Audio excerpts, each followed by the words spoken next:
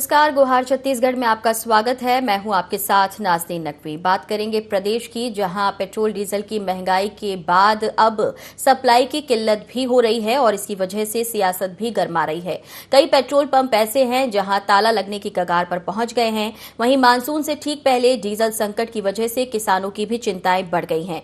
धान की बुवाई के लिए ट्रैक्टर्स डीजल पंपों के लिए लगातार लाइन में खड़े हुए हैं, लेकिन सप्लाई की कमी की वजह से खेती किसानी पर भी संकट के बादल गहराने लगे हैं। पेट्रोल और डीजल की किल्लत को लेकर अब प्रदेश के मुखिया भूपेश बघेल ने केंद्रीय मंत्री हरदीप पुरी को पत्र लिखा है। कांग्रेस का कहना है कि मोदी सरकार हर दिशा में फेल साबित हुई है। देश चलाने में भारतीय जनता पार्टी विफल साबित हुई। वहीं बीजेपी ने कहा कि देश में कहीं पर भी पेट्रोल डीजल का संकट नहीं है। अगर कहीं कहीं आपूर्ति में कमी आ भी रही है तो उसे बहाल कर दिया जाएगा।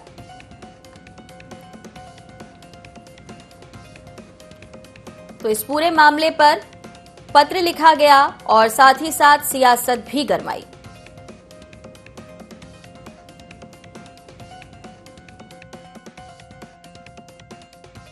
छत्तीसगढ़ में पेट्रोल डीजल की आपूर्ति कम हो गई है। कई जिले के पेट्रोल पंप ड्राई हो गए हैं। डीजल वेलफेयर एसोसिएशन के लोग परसों मुझसे मुलाकात किए थे। अधिकारियों से भी मैंने बैठक करने के लिए कहा और जानकारी ली। पेट्रोल डीजल की सप्लाई नियमित नहीं होने के कारण कई दिन में बंद होने की स्थिति में जो बफर स्टॉक है वो 4-5 दिन का रखते थे, अब वो घट के 1 दिन का रह गया। किसान अब ट्रैक्टर लेके खेत में जाएंगे तो डीजल की कमी होगी और छत्तीसगढ़ वैसे भी कृषि प्रधान राज्य है। इसलिए मैंने माननीय हरदीप पुरी जी मंत्री जी को पत्र लिखा है कि ये जो स्थिति है इसे जो 4-5 दिन का बफर स्टॉक रहता था पूर्ववत रखा जाए ताकि पेट्रोलियम पदार्थों की कमी न हो, आम जनता की परेशानी न हो और किसानों की परेशानी न हो। डीजल और पेट्रोल या पेट्रोलियम पदार्थ की कमी एक कारण है कि यूक्रेन और रशिया के युद्ध के बाद जो परिस्थितियां उपजी है उस परिस्थिति के कारण इस प्रकार के परिवहन में दिक्कत है और कुछ रिफाइनरी का भी प्रॉब्लम है।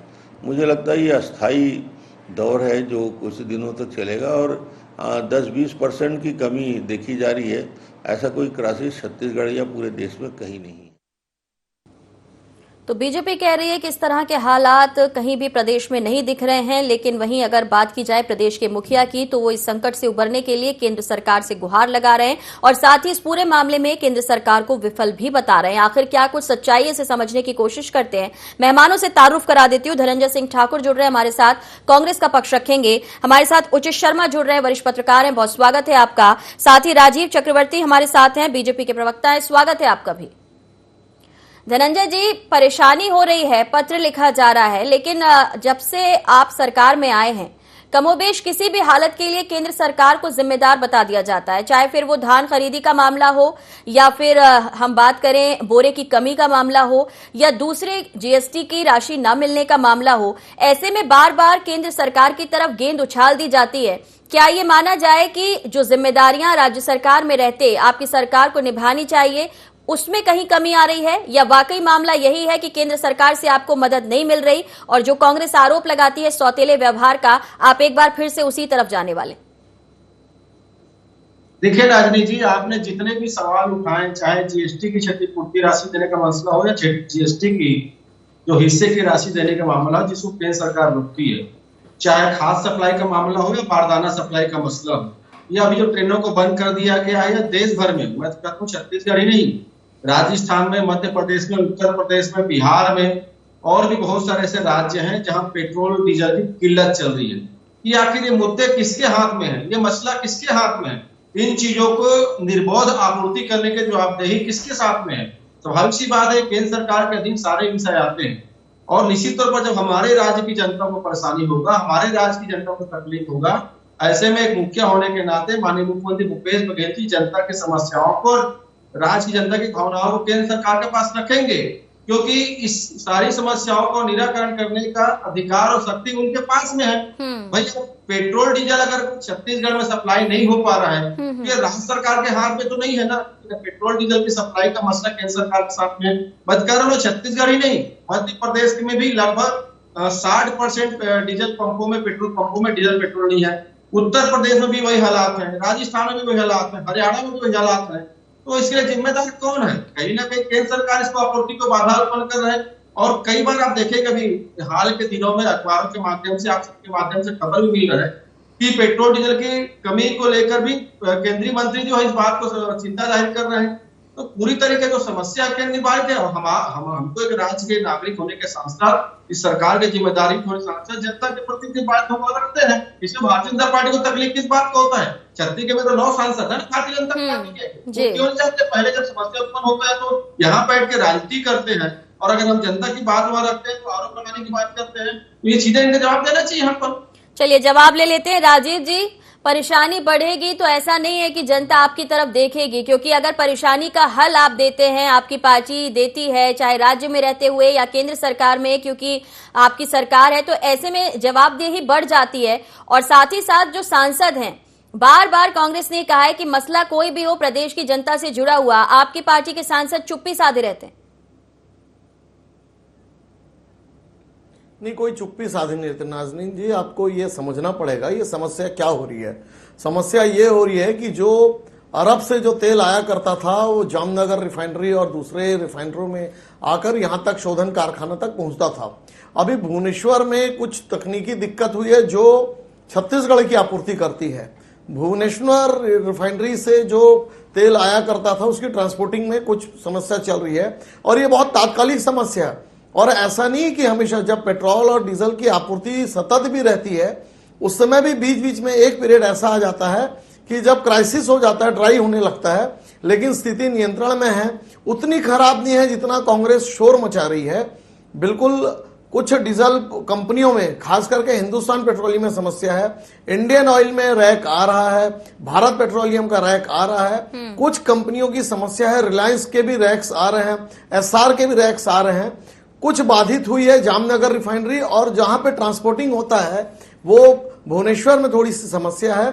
और देखिए, विश्वव्यापी संकट चल रहा है, युद्ध से सब कोई हलाकान है, और हम समझते हैं कि आने वाले दिनों में युद्ध की स्थिति भी धुंध शांत हो जाएगा, और जब शांत हो जाएगा तो निर्बाध परिवहन होगा, और जब निर्बाध परिवहन होगा तो उस परिवहन से यहाँ पर भी आपूर्ति निर्बाध जारी रहेगी। ठीक है राजीव जी, अगर आप ये कह रहे हैं कि प्रॉब्लम जितनी बड़ी नहीं है उतनी ज्यादा कांग्रेस ने इसे शो किया है, तो अगर आप कह रहे हैं कि भ्रम की स्थिति कांग्रेस बना रही है, तो इस भ्रम को दूर करने के लिए और जनता के बीच में ये मैसेज देने के लिए बीजेपी इस भ्रम को दूर करे।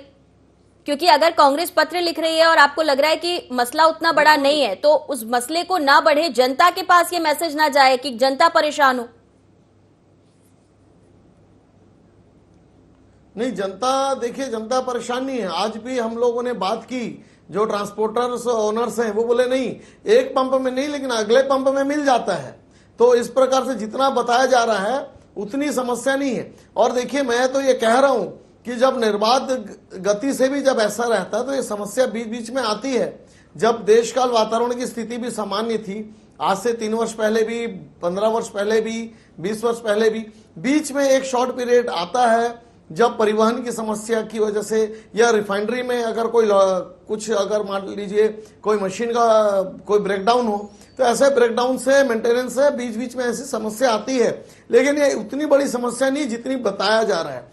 और स्टॉक को बाकायदा देखा जा रहा है, 3 दिन का है, 2 दिन का है, और उसका तो रैक चल पड़ा है। और मैं आपके लोकप्रिय चैनल के माध्यम से बता दूं कि आने वाले 1 हफ्ते में स्थिति बिल्कुल सामान्य हो जाएगी। जिस प्रकार से एक हफ्ते की लेकिन समस्या तो है, आप ये नहीं कह सकते कि अभी समस्या है नहीं, लेकिन उतनी नहीं जितनी आप बताई जा रही है। कहना चाहते हैं, उसके बाद मैं उचित जी का रुख करूंगी। जी बोलिए धनंजय। भाजपा के प्रवक्ता और केंद्र के मोदी सरकार के मंत्री जो है समस्या का निराकरण नहीं कर सकते, इनमें क्षमता नहीं है। बदकार एक नाकाम और निकम्मी सरकार केंद्र में बैठी हुई है। आज अगर पेट्रोल डीजल की समस्या है, शॉर्टेज है, ये छत्तीसगढ़ बस में नहीं है, मध्य प्रदेश में है। क्या मध्य प्रदेश का भारतीय जनता पार्टी की सरकार क्या वो भी गुमराह कर रही है? उत्तर प्रदेश में योगी जी की सरकार है, क्या वो भी नरेंद्र मोदी की छवि धूमिल कर रहे हैं? राजस्थान सरकार को तकलीफ है, उड़ीसा की तकलीफ है।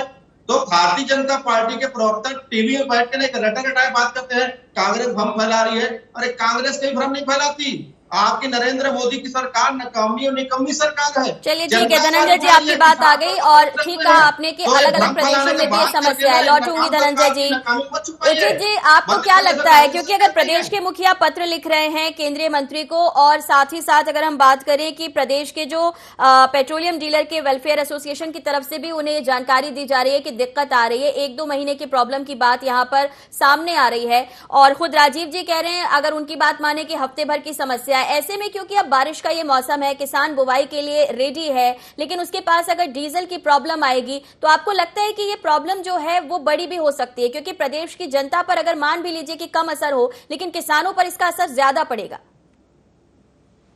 जी देखिए, निश्चित तौर पे ये समस्या जो है वो तात्कालिक है। ये जो प्रवक्ता राजीव जी बोल रहे हैं ये बात सत्य है और हम सभी भी जानते हैं, लेकिन अब समस्या आई है तो निश्चित तौर पे उस पर राजनीति होगी और राजनीति हो रही है। आज प्रदेश के मुखिया जिनका चिंता करना लाजमी भी है कि अगर किसी विषय में और जब फसल जब बोने का वक्त है और किसानों को कोई किसी प्रकार की समस्या आ रही है तो कोई भी प्रदेश का मुखिया उस पर बोलेगा ही, पत्र लिखेगा ही और अभी यही बोलेंगे कि आपके 9 सांसद हैं, वो क्या कर रहे हैं, वो किसी बात पे बोल ले रहे हैं।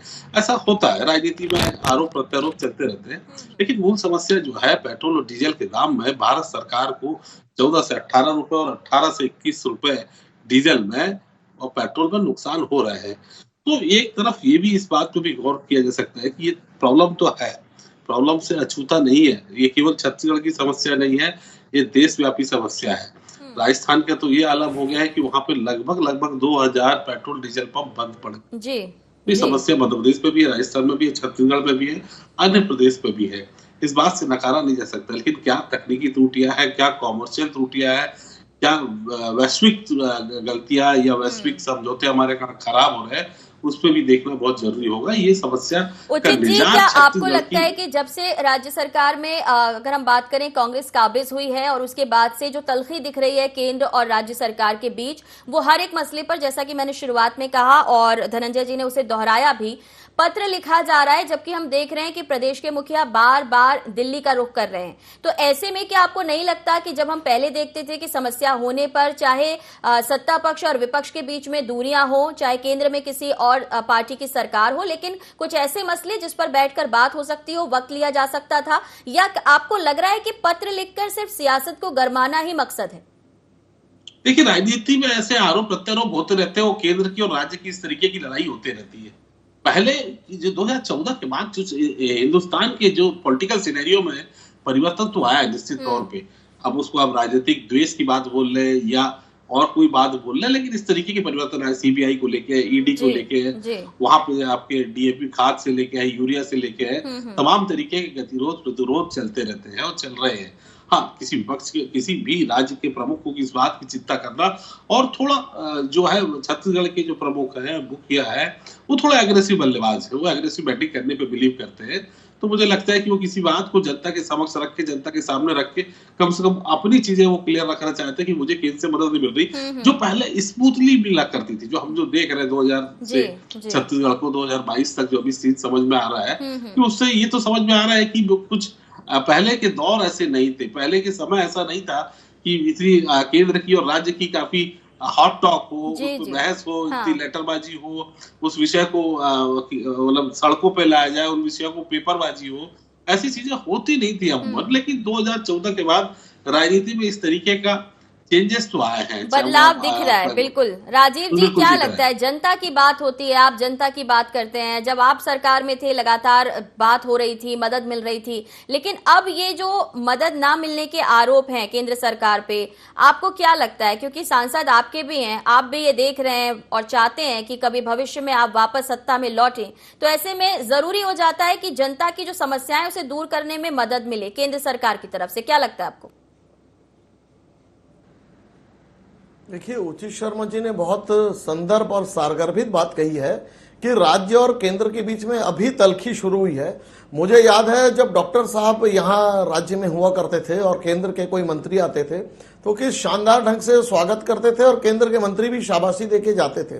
तो जैसे उचित जी ने कहा कि भूपेश बघेल जी की जो राजनीति है वो उग्र तरफ है, थोड़ी सी वो एडवांस और बहुत ज्यादा उनके अंदर एक एग्रेसिवनेस है और वो 10 जनपद में ये पाना चाहते सम्मान कि मैं एक एग्रेसिव मुखिया हूं, मैं एक एग्रेसिव लीडरशिप है, उसके चक्कर में लेकिन क्या होता है कि जो सामंजस्य होना चाहिए केंद्र और राज्य के बीच में, वो सामंजस्य नहीं हो पाता और एक तलखी और एक दीवार खड़ी कर दी जाती है। और यहाँ के जो अभी जो अफसर हैं, वो अफसर उतने काबिल नहीं है कि वो सामंजस्य को स्थापित करे अच्छे से, और एक राजनीति एक वैक्यूम क्रिएट कर देते हैं कि केंद्र हमें कुछ नहीं दे रहा।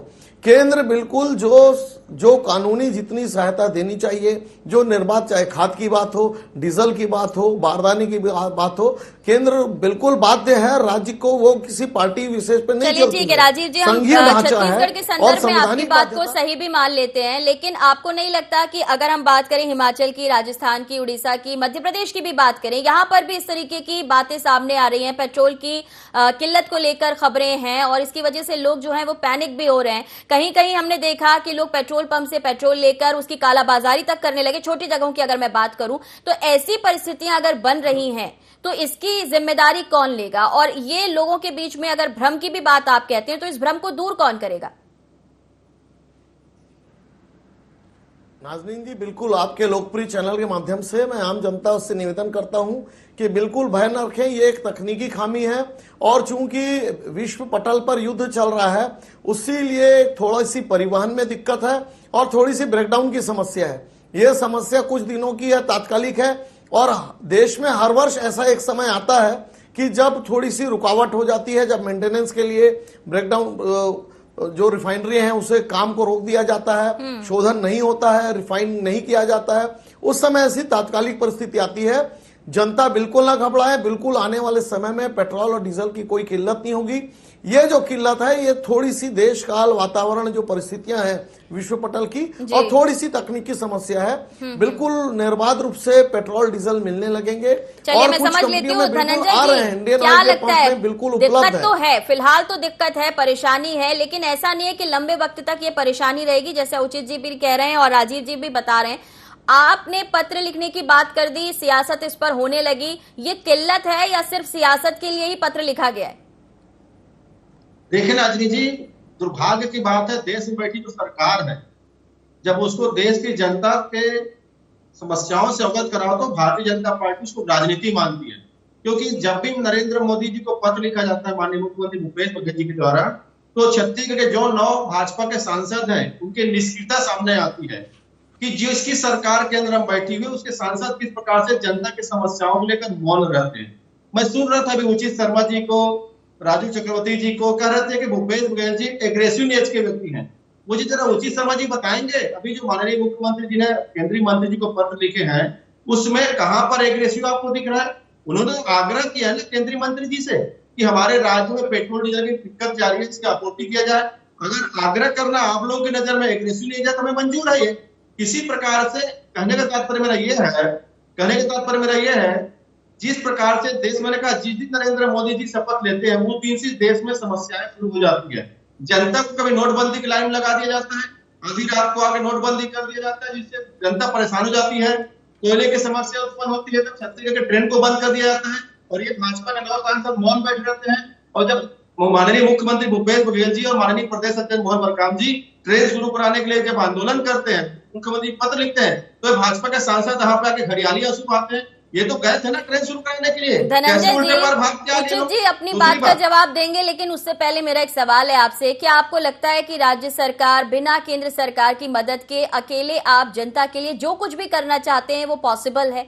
आप बारदाने की कमी से जूझे, आपने पत्र लिखा, आप खाद की कमी से जूझे, आपने पत्र लिखा, आप जीएसटी की राशि के लिए लगातार पत्र लिख रहे हैं, अब पेट्रोल की किल्लत पे भी आपको पत्र लिखना पड़ रहा है। क्या आपको नहीं लगता कि सामंजस्य की जरूरत है? अगर आप जनता की भलाई चाहते हैं, अगर केंद्र सरकार भी जनता की भलाई चाहती है, तो उन्हें भी थोड़ा सा नरम होना पड़ेगा। और ये नहीं कहा जा रहा कि भूपेश बघेल जी जो है वो एग्रेसिव है, सवाल ये कि ये तलखी शुरुआत से दिख रही है और सबको दिख रही है। सवाल वही पूछ रहा हूं मैं ना, क्या खाद का निर्माण छत्तीसगढ़ सरकार करता है, मध्य प्रदेश सरकार करता है, उत्तर प्रदेश सरकार करता है? खाद का निर्माण को डिस्ट्रीब्यूशन की जिम्मेदारी किसके ऊपर है? नरेंद्र मोदी जी के ऊपर है ना। छत्तीसगढ़ को खाद नहीं मिला, मध्य प्रदेश में शिवराज सिंह की सरकार ने तो खाद मांग रहे किसानों के ऊपर लाठियां चलाने का काम किया था। क्या वहां भी एक तलखियां दिख रही है आपको? बारदाना आपूर्ति काम किसके पास में है? बारदाना जूट कमीशन किसके दिन काम करता है? केंद्र सरकार के दिन काम करता है ना। क्या हम उसको पत्र लिखकर छत्तीसगढ़ बारदाना नहीं मांग सकते हैं?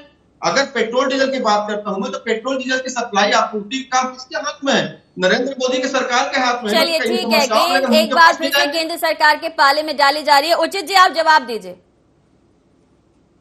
देखिए, पहले तो मैं बोल दूं अपने साथी अनुज धनंजय को कि धनंजय, एग्रेसिवनेस और नेगेटिवनेस का फर्क को समझो। राजनीति में एग्रेसिवनेस बहुत काम की चीज होती है, बहुत सम्मान की चीज होती है, और एग्रेसिवनेस उसी के पास होती है जो लड़ाई लड़ता है, जो योद्धा रहता है, और वो जो लड़के आए हैं, जो 5 साल वो लड़के आए हैं, वो अपने एग्रेसिवनेस के कारण आए। तो आप कृपया दोनों में थोड़े से फर्क को समझो, आप इस फर्क को कि ये एग्रेसिवनेस क्या होती है और नेगेटिवनेस क्या होती है। गलत बात कर रहे हो। तो मेरा जी मैं अभी भी आपके साथ कि हमेशा लड़ना, आपके शब्दों का मतलब वही निकल रहा था कि हमेशा कैसे लड़ाई की जाती है।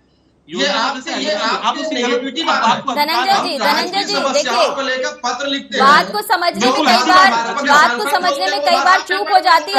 अभी वो बता रहे हैं कि उनका मतलब क्या। और देखिए, उचित जी को कहने की जरूरत नहीं है, प्रदेश में सबने देखा है कि किस तरीके से भूपेश बघेल ने मेहनत की है। तो जो भाजपा के नेता धनंजय जी सुन लीजिए पहले, धनंजय जी सुन लीजिए फिर जवाब दीजिएगा। सुन लीजिए पहले। बहुत अच्छी बात है। और मुखिया का एग्रेसिवनेस अभी भी मैं कह रहा हूँ सम्मान के लायक रहता है, क्योंकि वो हम अपने अधिकारों के प्रति, अपने जनता के अधिकारों के प्रति वो सजग है।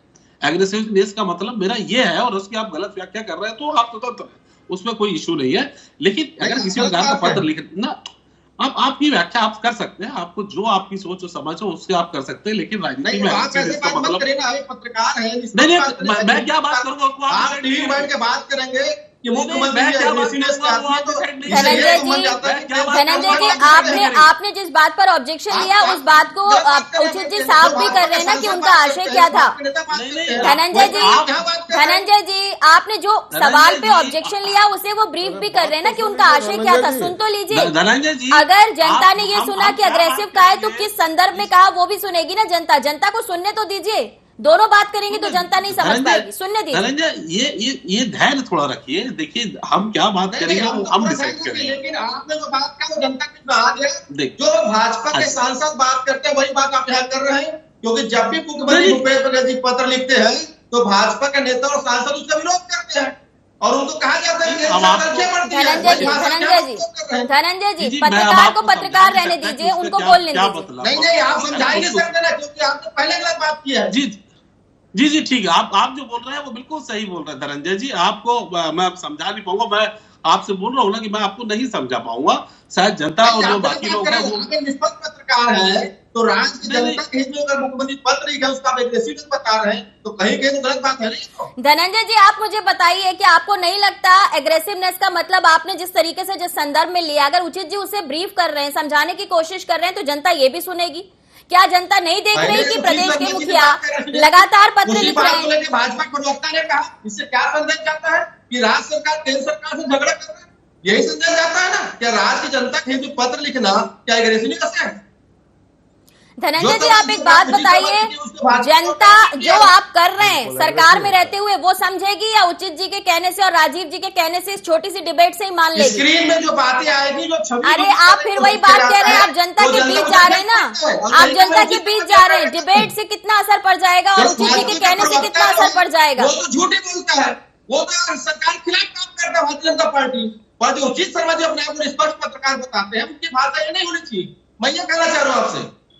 चलिए, अब भूपेश बघेल जी का नहीं पता, लेकिन अभी फिलहाल आप काफी अग्रेसिव लग रहे हैं। राजीव जी का हमारे राज्य की जनता के खिलाफ तो बात किया जाएगा, हमारे मुख्यमंत्री के खिलाफ तो बात करें, हम पूरा जवाब देंगे उनका, चाहे वो व्यक्ति कोई भी हो। मुख्यमंत्री जी भूपेश बघेल जी पत्र लिखते हैं, उनको एग्रेसिवनेस बता रहे हैं, वो तो जनता के हित में लिख रहे हैं ना। और आप जब बात उठ रही तो उसमें सफाई कर रहे हैं। बिल्कुल ठीक बोल रहे हैं। बोलिए राजीव जी, बोलिए। मैं कह देना चाहता हूँ राजीव जी बोलिए। उचित जी बोलिए, उचित जी बोलिए। धनंजय जी सुन लीजिए, चर्चा जो है ना वो किसी और दिशा में चली गई। नाज़नीन जी बोलिए। चर्चा में देखिए धनंजय जी, राजनीति में और हमारे देश 2 सेकंड का समय दीजिए। देखिए, मंगल पांडे को भी एग्रेसिव बोला गया है आपकी राजनीति में, अजय चंद्राकर भी एग्रेसिव है, बृजमोहन अग्रवाल भी एग्रेसिव है, शिवरतन शर्मा भी एग्रेसिव है। बहुत अच्छे, आप एग्रेशन को, आप जिस वर्ड को समझ नहीं पा रहे, खैर कोई बात नहीं, आपको कोई चीज बुरी लगी कोई बात नहीं, लेकिन हम क्या बोल रहे हैं, क्या स्वतंत्र है। लेकिन राजनीति में पत्र लिखना कोई गलत नहीं है। चलिए राजीव जी आप क्या कहना चाहते हैं, बोलिए। धनंजय जी नहीं, ठीक है, बिल्कुल आप धनंजय जी ठीक है, ठीक है, बिल्कुल आप बोल सकते हैं, आपने काफी बोल लिया, आप रुक जाइए। लेकिन नाज़रीन धनंजय जी आपने दो- आपत्ति दो दर्ज करा ली, शब्द ठीक कहूंगा मैं। है जी, बोलिए राजीव जी। जी देखिए, धनंजय जी अपना आपा खो रहे हैं एक छोटे से शब्द पर, और एक सम्मानित पत्रकार के ऊपर आपा खो रहे हैं। ये कांग्रेस का मूल चरित्र है कि लोकतंत्र का गला घोटना चाहती है, आपातकाल लगाना चाहती है। एक पत्रकार अपनी बात कहना चाहता है तो उनके ऊपर वो चढ़ाई कर रहे हैं।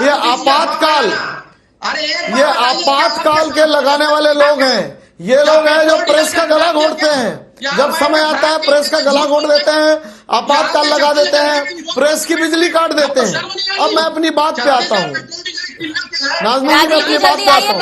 बिल्कुल जो सामंजस्य है, जो सामंजस्य है, धनंजय जी कहाँ सामंजस्य ले ये गए आप है चर्चा को, कि कहाँ ले गए आप चर्चा को? धनंजय जी, धनंजय जो जी सामंजस्य कहाँ ले होना गए आप चाहिए। चर्चा को? अच्छा धनंजय जी आप बोल लीजिए, आप बोल लीजिए फिर मैं बोलूंगा। आप कह लीजिए फिर मैं कहूंगा। नहीं, सामंजस्य की बारदाने की कमी केवल छत्तीसगढ़ में हुई। बारदाने की कमी केवल छत्तीसगढ़ में हुई। चलिए फिलहाल आपकी धनंजय जी आक्रमणीयता आपका की वजह गुस्सा से। ज्यादा नजर आ रहा है, सभी को बहुत शुक्रिया, लेकिन देखना होगा कि क्या जनता के गुस्से का शिकार भी सरकार को होना पड़ेगा। केंद्र सरकार या फिर राज्य सरकार आखिर इस दिक्कत और इस समस्या से कैसे पार पाएगी, ये देखना दिलचस्प रहेगा। फिलहाल इतना ही, दीजिए इजाजत, नमस्कार।